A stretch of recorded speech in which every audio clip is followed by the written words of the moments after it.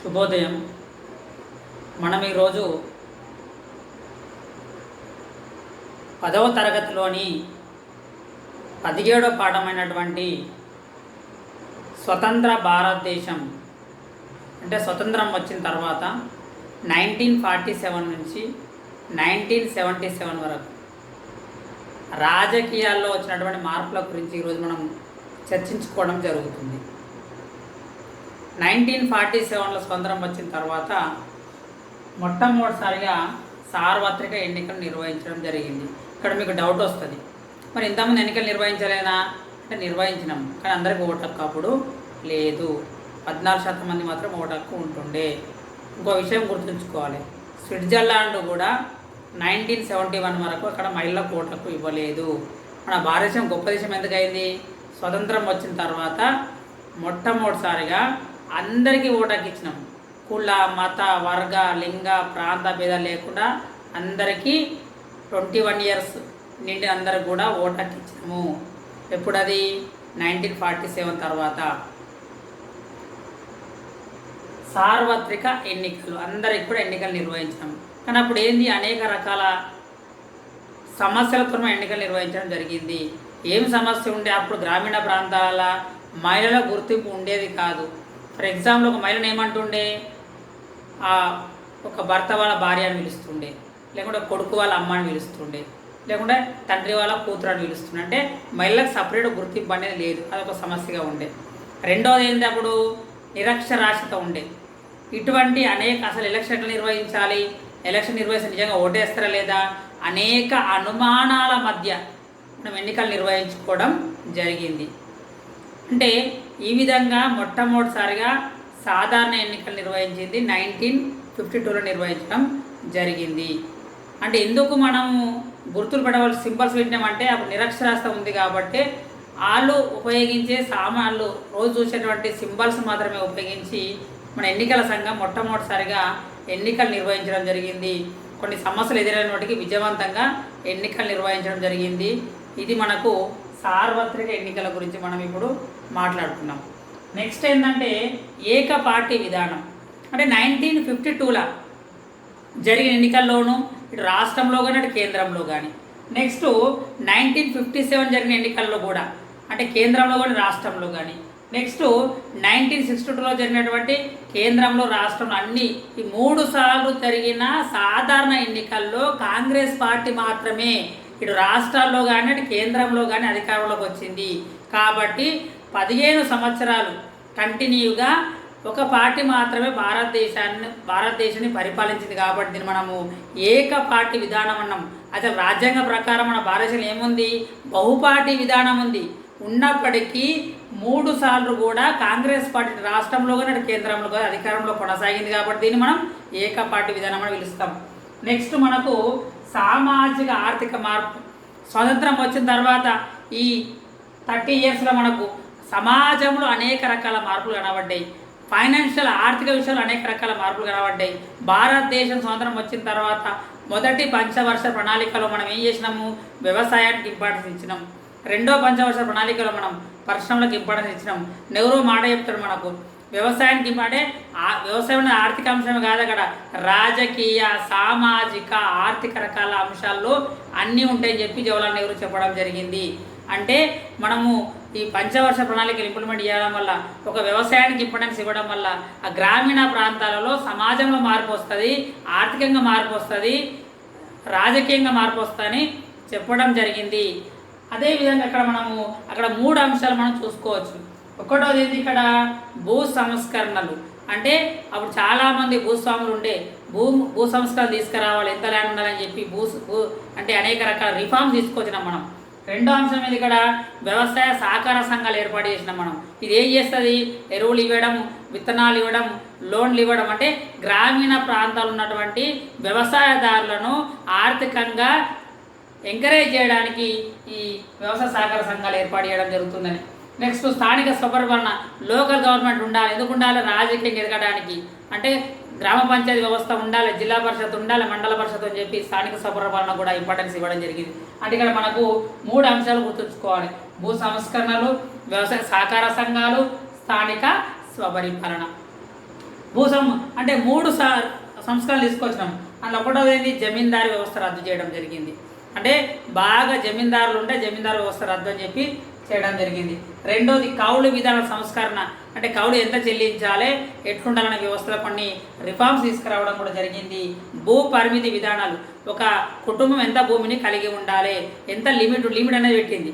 ఈ విధంగా 3 రకాల రిఫార్మ్స్ మనం తీసుకొచ్చినాము. ఒకటి జమీందారీ వ్యవస్థ రద్దు, 2 కౌలు విధానాల రిఫార్మ్స్, 3 భూపరిమితి విధానాలని కూడా మనం తీసుకురావడము జరిగింది. అదేవిధంగా నెక్స్ట్ ఏంది ఇక్కడ, అలీన విధానం. అలీన విధానం అంటే ఏంది, ఇక్కడ భారతదేశం స్వాతంత్రం వచ్చినాక ప్రపంచం 2 కూటములు ఉండే, ఒకటి అమెరికా కూటమి, 2 రష్యా కూటమి. అమెరికా కూటమేమో పెట్టుబడిదారు విధానం సంబంధించింది, రష్యా కూటమేమో సామ్య విధానానికి సంబంధించింది. 2 కూటంలో చేరకుండా, లీనం కాకుండా ఒక స్వతంత్ర విధానాన్ని అవలంబించడానికి మనం ఏమంటామంటే అలీన విధానాన్ని. అప్పుడు ఈ విధానాన్ని రూపొందించి జవహర్లాల్ నెహ్రూ గారు మన దేశంతో పాటు యుగస్లేవికియా, ఇండోనేషియా, ఈజిప్ట్ దేశాలు కూడా దీన్ని అనుసరించడము జరిగింది. అంటే అలీన విధానం అంటే 2 కూటంలో లీనం కాకుండా స్వతంత్ర విధానాన్ని అవలంబించడానికి మనం అలీన విధానం అని చెప్పుకోవచ్చు. నెక్స్ట్ మనము లాల్ బహదూర్ శాస్త్రి గురించి. అంటే జవహర్లాల్ నెహ్రూ చనిపోయిన తర్వాత 1964లో చనిపోయిన తర్వాత మన భారతదేశానికి నెహ్రూ తర్వాత వచ్చిన ప్రధానమంత్రి లాల్ బహదూర్ శాస్త్రి గారు. ఇతని కాలం మనకు 1965లో పాకిస్తాన్ యుద్ధం కూడా జరిగింది. నెక్స్ట్ లాల్ బహదూర్ శాస్త్రి కూడా 1966లో అకాల మరణం చెందిన తర్వాత ఇందిరాగాంధీ ప్రధానమంత్రిగా రావడం జరిగింది.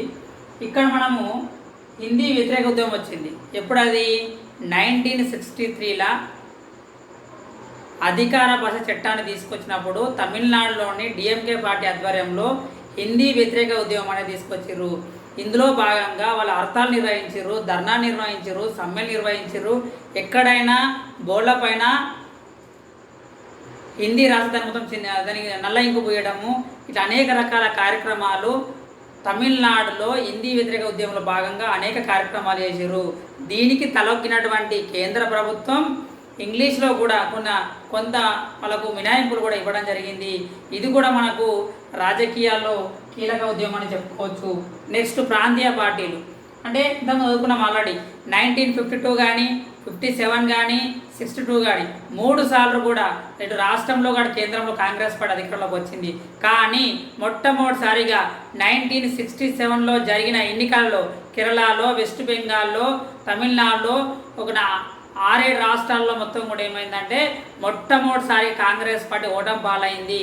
అంటే ఇక్కడ ఒక విషయం గ్రహించాలి మనం, భారతదేశము రాజ్యాంగం ప్రకారము బహుపార్టీ విధానం, అంటే బహుపార్టీ విధానం ఎప్పుడు వచ్చింది భారతదేశంలో 1967 తర్వాతనే కొన్ని రాష్ట్రాలలో కాంగ్రెస్ పార్టీ ఓటమి పాలై ప్రాంతీయ పార్టీలు అనేటివి ఆవిర్భవించడానికి అవకాశం కలిగింది. ఎందుకు ప్రాంతీయ పార్టీలకు ఇక్కడ ఇంపార్టెన్స్ పెరిగింది, వాళ్ళు జరిగినటువంటి ఉద్యమాల వల్లనే అక్కడ ప్రాంతీయ పార్టీలకు ప్రజలు ఆదరించారని మనము చెప్పుకోవచ్చు. నెక్స్ట్ వామపక్ష పంథా వైపు మలుపు. కాంగ్రెస్ పార్టీ ముఖ్యంగా ఇందిరాగాంధీ గరీబీ హటావో అనే నినాదం చేసింది.